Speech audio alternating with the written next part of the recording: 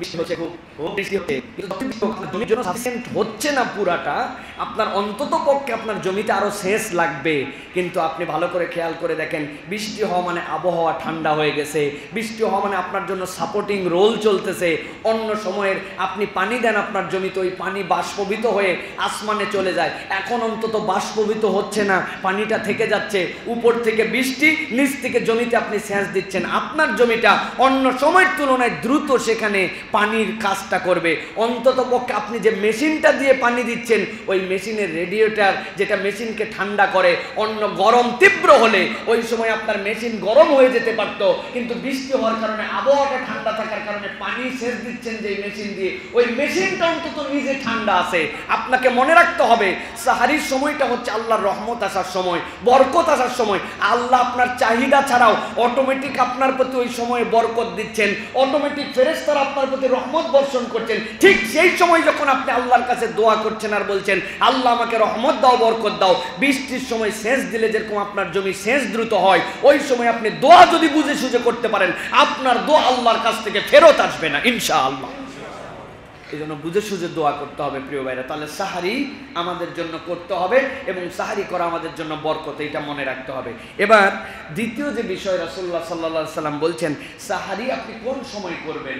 শেষ রাত্রে 2-3 ঘন্টা আগে, 12টার পরে, সেহরির শেষ সময় থেকে কতটুকু আগে? রাসূলুল্লাহ সাল্লাল্লাহু আলাইহি সাল্লাম থেকে সুস্পষ্ট নির্দেশনা আছে। হযরতে যায়েদ ইবনে সাবিত রাদিয়াল্লাহু তাআলা আনহু বলছেন, তাসাহহারনা মা রাসূলিল্লাহি সাল্লাল্লাহু আলাইহি ওয়াসাল্লাম সুম্মা কুমনা ইলা সালাতি কুলতু কাম কানা কদরু মা বাইনাহুমা ক্বালা 50 আয়া। সহিহ বুখারীর 678 নম্বর হাদিসের মধ্যে আসছে, হযরত যায়েদ ইবনে সাবিত বলছেন, আমরা রাসূলুল্লাহ সাল্লাল্লাহু আলাইহি ওয়াসাল্লামের সাথে সাহরি করলাম, এরপরে আমরা মসজিদে সালাতের জন্য চলে গেলাম। জিজ্ঞাসা করা হলো, এই যে সাহরি করলেন আর মসজিদে যে নামাজে দাঁড়ালেন, এই দুটার মধ্যে কতটুকু পার্থক্য ছিল যায়েদ? তিনি বলছেন, এর মধ্যে 50টা আয়াত সর্বোচ্চ পড়া যাবে, এইটুক সময় আমাদের জন্য গ্যাপ ছিল। 50 আয়াত মানে সর্বোচ্চ 15 মিনিট লাগবে।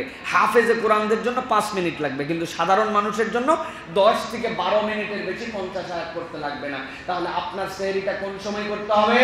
যে একদম শেষ সময়ে, কাছাকাছি সময়ে, অনেক আগে 3টার সময় সেহরি করে পাট চুকাই দিলেন, বিষয়টা এরকম নয়। বরং সাহারি এবং ফজরের নামাজের গ্যাপ হবে 50 আয়াত, 50 আয়াত পড়তে যতটুকু ততটুকু সময়। আপনি তো রাসূলুল্লাহ সাল্লাল্লাহু আলাইহি ওয়াসাল্লামের এই হাদিসের আলোকে নিজের জীবনে একদিন টেস্ট করতে পারেন। কোরআনের একদম আলিফ লাম মিম থেকে পড়তে শুরু করলেন, সূরা বাকারার যে আয়াত 50 নম্বর আয়াত পর্যন্ত স্টপ ওয়াচ দিয়ে দেখেন না যে আপনার কতটুকু সময় লাগে 50 আয়াত পড়তে। তাহলে আপনার সাহারিটা হবে ঠিক এই রকম কাছাকাছি সময়। এটা তাহলে আল্লাহ রাব্বুল আলামিনের রহমত প্রাপ্তির সময়, ফেরেশতাদের দোয়া করার সময়। কেননা রাসূলুল্লাহ সাল্লাল্লাহু আলাইহি ওয়াসাল্লাম জেনে বুঝেই ওই সময়টুকুতে সাহারি করতেন। এটা আমাদের জন্য দায়িত্ব প্রিয় ভাইরা, যে এর বেশি গ্যাপ যেন না হয়। গ্যাপ হলে আপনার জন্য গুনাহ হবে না, কিন্তু আমরা তো তাকওয়ার প্র্যাকটিসে রাসূলুল্লাহ সাল্লাল্লাহু আলাইহি ওয়াসাল্লামের দেখানো জীবন নির্দেশনায় সবচেয়ে বেশি রমাদান থেকে বেনিফিটেড হতে চাই। এই জন্য নবীজি যা করছেন আমরা তাই করার চেষ্টা করব। রাজি আছি তো ইনশাআল্লাহ?